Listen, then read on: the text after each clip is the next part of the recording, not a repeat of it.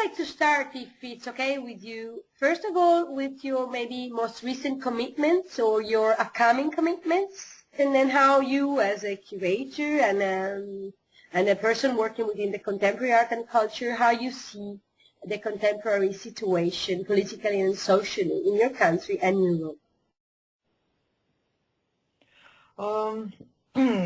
To start with your first questions about my commitments, I had very heavy last year. So I had curated the second Ural Industrial Biennial in Ekaterinburg, and the first huge international Sofia Contemporary Art Festival in Sofia.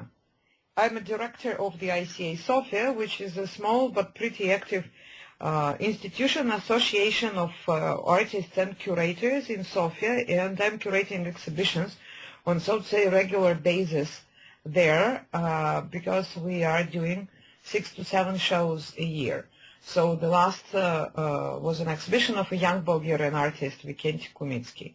And the last, it was an exhibition in a private gallery in Plovdiv that I had curated with Netko Sulakov, his son and his father.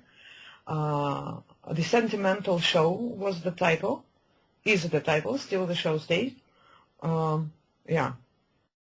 Concerning the cultural and political situation, Bulgaria is actually in a very specific void of governing right now, because 1 month ago there were huge protests. They started as protests against increasing prices for electricity and heating, and somehow slowly, pretty quickly, they moved into protests against companies, monopolists in this field, and then pretty quickly, again, it changed the whole situation because very different types of population and political ambitions and interests appeared on the streets, manifesting and protesting against the government. And the government, the prime minister, left his position. Actually, he escaped, being more honest, because it was not some huge disaster and the block of the country. He could make more political decisions, but our last years we had incredibly populist governments with a lot of promises and very particular cultural politics. So during last 2 years, our now former Minister of Culture opened museums. They promised, they have very particular populist wording: we will give people the museums, we do you museums, and so on, which is maybe not so interesting and important. It's typical for populist politicians. But much more important was that they started and they even founded 2 museums. One is the Museum of Contemporary Art and another is a Museum of Socialism or Socialist Art. Nobody really knows how definitely the museum is named. And now they built the so-called Bulgarian Louvre, which is very important. The problem, not only for professionals like me, but from my point of view, the problem for the whole society and its cultural status, that the Museum of Contemporary Art and the Museum of Socialist Art are constructed without any project and concept and without collection. So it's much more entertaining attraction and using of names and nominations without solving serious problems in both cases, which makes the whole system of cultural politics incredibly destructive. We still suffer from the same problem as we suffered during last decades. A lot of young cultural producers, artists, and musicians escape the country and go to other places like Germany and Austria, where the education is approximately cheap or at least affordable, and they can find their places to stay there, which maybe changed a little bit because in the 90s people were going to the United States, and now they are searching for their places in Europe. So now we have people on the streets.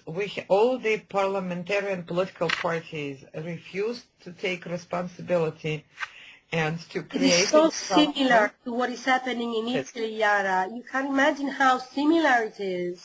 Yeah, I think it's in several places. It happened almost at the same time. It was in Greece a year earlier, and now it's Italy and Bulgaria, and of course it's in particular in southern countries. But in your case and in our case, we have the political vacuum, which I think, because it's not happening in one country, I think it's one of very specific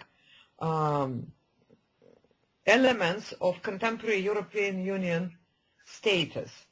But at least for several of the countries of Eastern Europe that became members of the European Union on a later stage, partly they expected that the European Union would be the main ruler. Yeah. You know, we have our governments, but ad hoc our governments are not right. You know, we are not electing them in a good way, and they are corrupted, and they don't know, they are not well educated. So it was typically a very socialist understanding of what European Union means, and very paternalistic. You know, European Union is better, older, better, more experienced, and it will come to help you. Aside of that, we have a new generation of artists in this small field of visual arts. New generation of artists that for the first time during the whole period of political changes after 1989 are interested in history, in cultural history and potential. Before, you know, education was totally unfancy. Everybody was sure that you don't need an education to be an artist. I mean, look at it. We have very traditional educational system for artists, academies, you know, academic logic. So, of course, it was this strange rupture between you study, you know, classical education in the academy, and then you're doing something totally different. And you are recognized for something totally different. So in the brains of the artists, it's, of course, a conflict. So slowly, the value of education disappeared. I mean, easily you can become an artist and be well-known and smart and even rich without any education. Almost like 15 years, artists despised the education and the whole construction that artistic knowledge and artistic professionalism comes from some other places and spaces. And since the second half of the last year, I started to notice that among very young people, I'm talking about people who are born in the 80s, mid-80s or late 80s, they started to be interested and to work with history of their own country, which means with the history of Europe, so to say, because partly, if it's history of socialist Bulgaria, you know, it can't be disconnected from socialist history altogether. So there are several projects that critically analyze, specifically with photography, critically analyze the socialist past. For example, socialist monuments, historical monuments, war monuments, socialist heroes monuments, and the whole construction of the history of the state through monuments that happened in the 80s. And we have a very nice project which is published by a young photographer named Nicola Michov, named Forget Your Past.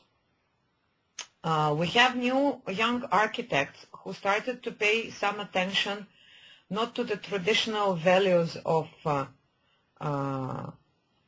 national history like churches, you know, and this type of, or antiquity, but who started to recognize historical values in 20th century architecture, in late provincial constructivism, in neoclassical, and then in socialist brutalism as well. We have very few artists and very few people connected with the field of art who would be directly involved into protests on the streets today. Yeah.